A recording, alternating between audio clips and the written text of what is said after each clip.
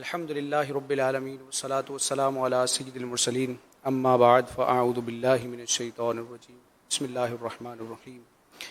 الحمدللہ مدنی چینل پر مدنی مذاکرے کا سلسلہ ہے۔ انشاءاللہ ان قریب امیر اہل سنت زیدہ لطفہ کی آمد ہوگی اور ان کے ملفوظات اور ان کی جو ساری زندگی کی محنتیں ہیں اور ان کا جو ما حاصل ہوتا ہے، الحمدللہ امیر اہل سنت اس کو بیان فرماتے ہیں، انشاءاللہ اس سے ہم فائدہ حاصل کریں گے۔ تو آج الحمدللہ مختلف سنی جامعات کے جو طلبہ کرام ہیں، علم دین سیکھنے والے ہیں، وہ بھی تشریف لائے ہیں مدنی مذاکرے میں امیر اہل سنت کی برکتیں حاصل کرنے کے لیے۔ تو اسی مناسبت سے علم دین کے حوالے سے اور اس کی فضیلت کے حوالے سے کچھ سنتے ہیں کہ علم سیکھنا یہ کتنے شرف کی بات ہے۔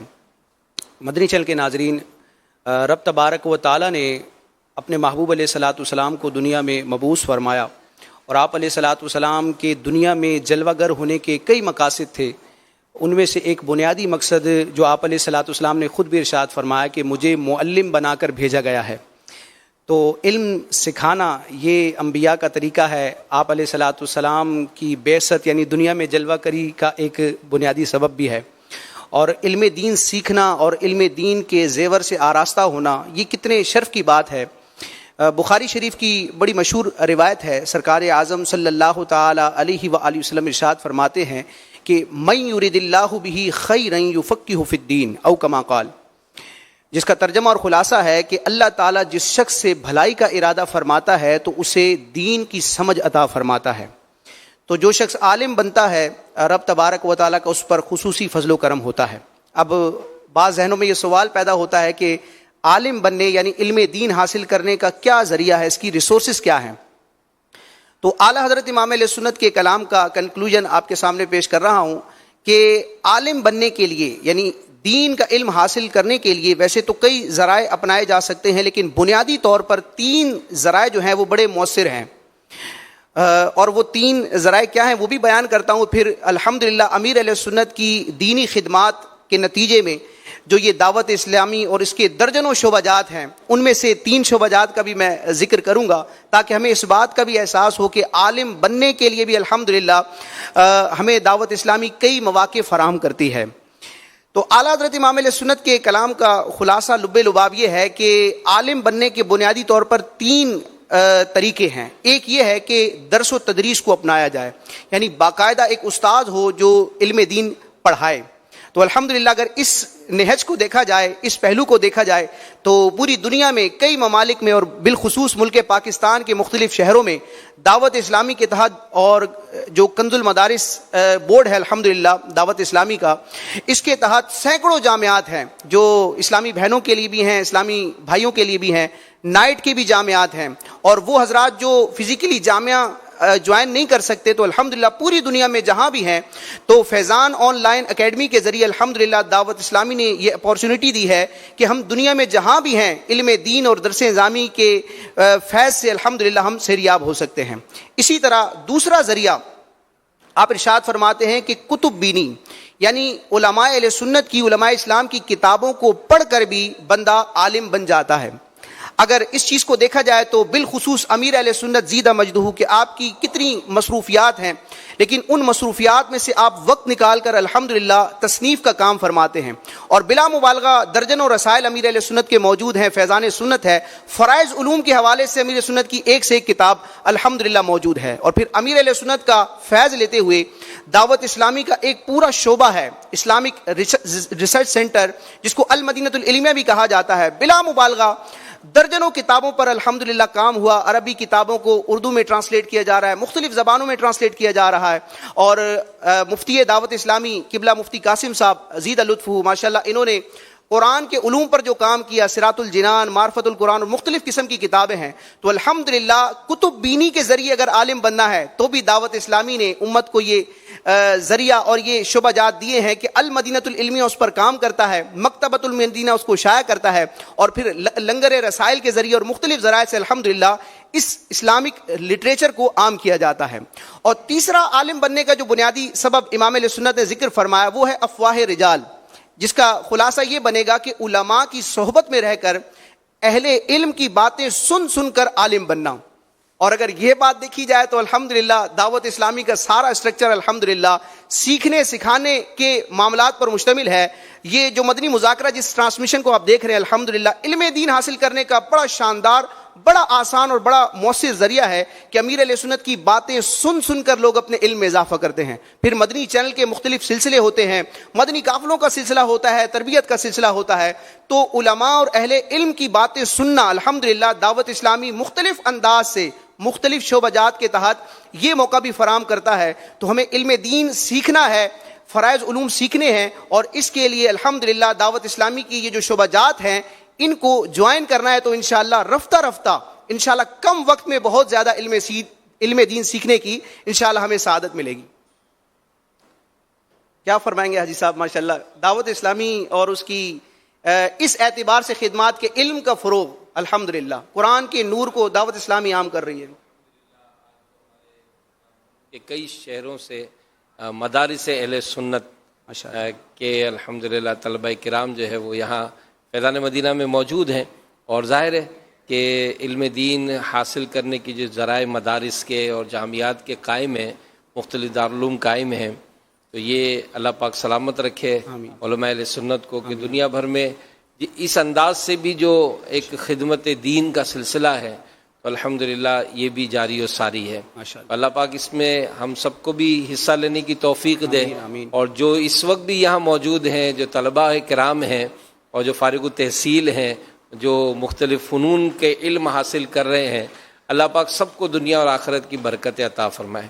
یہاں پر امیر اہل سنت کی وہ بات میں شیئر کروں گا، اپنے جو جذبات کا آپ اظہار فرماتے ہیں کہ امیر سے فرماتے ہیں کہ میں چاہتا ہوں کہ ہر گھر میں ایک عالم ہو. سبحان اللہ. تو یہ اللہ کی رحمت سے ایک ایسا ایک وہ جذبہ ہے کہ جس کے ذریعے جو ہے وہ دنیا بھر میں جو دین کا اور جو معاملات جو سکھانے پڑتے ہیں تو یہ ایک بنیادی ضرورت ہے. کہ جو آج کل ہم بگاڑ دیکھتے ہیں کہ رسومات کے ذریعے اور جو مختلف معاملات ہوتے ہیں کہ جس میں واقعی بعض اوقات ہے نا وہ باتیں سن کر شرم سے سر جھک جاتا ہے کہ ایسا کیوں ہوا. تو اگر ایسا کیوں ہوا اس کے پیچھے اگر اس کی لاجک دیکھتے ہیں تو یہی نظر آتا ہے کہ علم کی کمی.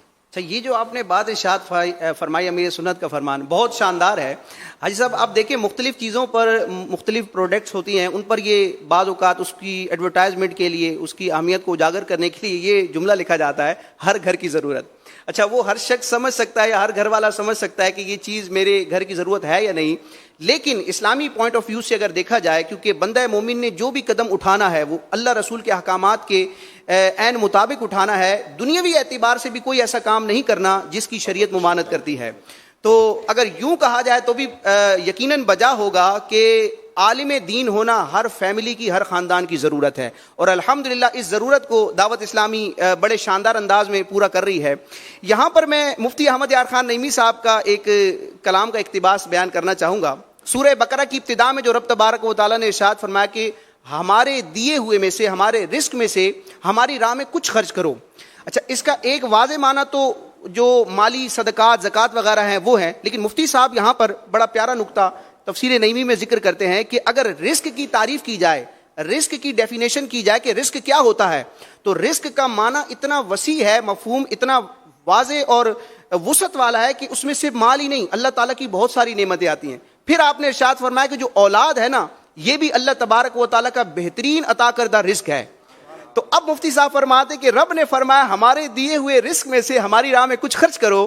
تو یہاں پر مفتی صاحب فرماتے ہیں، آپ کے کلام کا کنکلوژن میں پیش کر رہا ہوں کہ اپنی اولاد میں سے کم از کم ایک آدھ بیٹے یا بیٹی کو حافظ قرآن اور عالم دین بنا کر، یعنی علم دین کے لیے اس کو وقف کر کے رب تبارک و تعالیٰ کی بارگاہ میں اس کا مال خرچ کرو. اور یہ واقعی مدنی چینل کے ناظرین، اگر ہماری اولاد علم دین کے زیور سے آراستہ ہوتی ہے تو راشد بھائی یہ ایک جنرل کانسیپٹ دیکھا جاتا ہے کہ فی زمانہ اگر آج کے پیرنٹس جو ہیں وہ اس بات کا شکوہ اگر کرتے ہیں کہ ہمارے بچے ہمارا ادب نہیں کرتے، بھائی بہنوں میں پیار نہیں ہے، اور والدین اس بات کا شکوہ کرتے ہیں کہ ان کا ادب نہیں ہے، اور اخلاقی معاملات میں تو اور زیادہ بگاڑ ہے، تو اگر مدنی چینل کے ناظرین اور یہاں جو بیٹھے ہیں حاضرین، اگر یہ جو بھی اس کا جائزہ لیں تو اس کی ایک وجہ بنیادی جو ہے نا وہ علم کی کمی آتی ہے. کہ علم ہوتا ہے تبھی تو بندہ عبادت کی طرف بھی تو بڑھتا ہے نا.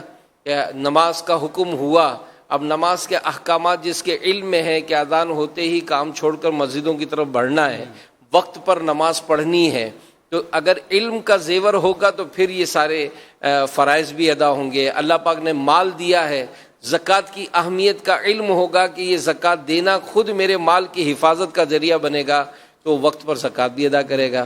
اگر حج کا موقع آتا ہے تو وہ ایسے ہیلے بہانے نہیں کرتا کہ اس وجہ سے چلے بھائی اگلے سال چلے جائیں گے، نہیں، وہ جیسے ہی حج فرض ہوا تو حج کی طرف بڑھتا ہے.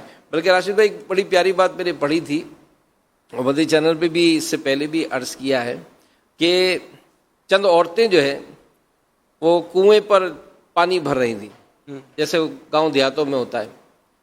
تو پانی بھر کر ہوتا ہے نا کہ یہ آپس میں کچھ بات چیت بھی ہوتی رہتی ہے، تو کھڑی ہوئی کچھ بات چیت کر رہی تھی. تو اس دوران ایک عورت کا بیٹا جو ہے وہاں سے گزرا، تو اس نے اپنی سہیلیوں کی طرف اشارہ کیا، دیکھو دیکھو میرا بیٹا جا رہا ہے، وہ ڈاکٹر ہے. تو بیٹا بھی ماں کو دیکھتے ہوئے نکل گیا آگے. تھوڑی دیر ہوئی ایک اور نوجوان گزرا، تو دوسری نے ارے دیکھو دیکھو میرا بیٹا جا رہا ہے، وہ انجینئر ہے. اس نے ماں کو دیکھا، وہ بھی چلا گیا. کچھ دیر کے بعد ایک اور نوجوان آیا، اس نے جب اپنی ماں کو دیکھا تو وہ ماں کے پاس آیا. ماں کے پاس جو مٹکا تو پڑا تھا پانی کا، وہ اٹھا کر اس نے سر پہ رکھا. بالٹی تھی وہ اس نے ہاتھ میں اٹھائی، ماں کا ہاتھ پکڑا اور ماں کو کہنے لگا چلو امی گھر چلتے ہیں. سبحان اللہ. وہ ماں اپنے بیٹے کے ساتھ چلی اور پیچھے مڑ کر اپنی سہیلیوں کو دیکھ کے کہنے لگی میرا یہ بیٹا ہے، مدرسے میں پڑھتا ہے. سبحان اللہ. مطلب سمجھایا گیا کہ یہ جو زیور ملتا ہے نا یہ ادب سکھاتا ہے. اور ماشاء اللہ الکریم آپ دیکھیں فیضان مدینہ میں ایک بڑی تعداد ہے. اللہ پاک ان سب کو عالم بعمل مفتی اسلام بنائے اور خوب علم کے جو علم کا نور یہ ان سب کو اور ان کے صدقے ہم سب کو ملے کہ یہ جو حاصل کریں تو بعضوں کا تو حوصلہ بڑھتا ہے. کیونکہ فی زمانہ اس شعبے سے جو وابستہ ہوتے ہیں، ہم امیر علیہ سنت سے انشاءاللہ الکریم اس موضوع پر بھی کچھ بات چیت کریں گے.